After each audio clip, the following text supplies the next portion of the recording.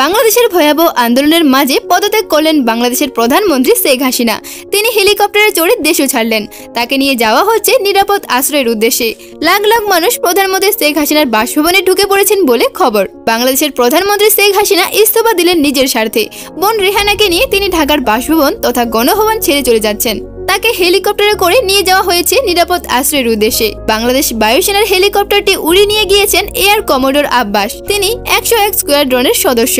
জানা যাচ্ছে দিল্লিতে যেতে পারেন প্রধানমন্ত্রী শেখ হাসিনা এবং সেখান থেকে যেতে পারেন লন্ডনে। একটি সূত্রের দাবি প্রধানমন্ত্রী নয়াদিল্লির সঙ্গে যোগাযোগ করেছিলেন, কিন্তু তাকে উদ্ধারের জন্য ভারত থেকে বাংলাদেশে বিমান পাঠানো হবে না বলে ভারতের তরফ থেকে জানানো হয়েছে। বাংলাদেশের আকাশপথে ভারত কোনো বিমান পাঠাতে পারে না, কারণ তাতে আইন লঙ্ঘিত হতে পারে। ভারত থেকে জানানো হয় প্রধানমন্ত্রী শেখ হাসিনাকে আগে ভারতে পৌঁছতে হবে, তারপর সেখান থেকে তাকে দিল্লিতে নিয়ে যাওয়া যেতে পারে। তবে হেলিকপ্টারে ঢাকা থেকে দিল্লি পর্যন্ত যাওয়া যায় না। এই ক্ষেত্রে তার নিকটবর্তী অবতরণ স্থান হতে পারে ত্রিপুরার আগরতলা বিমানবন্দর।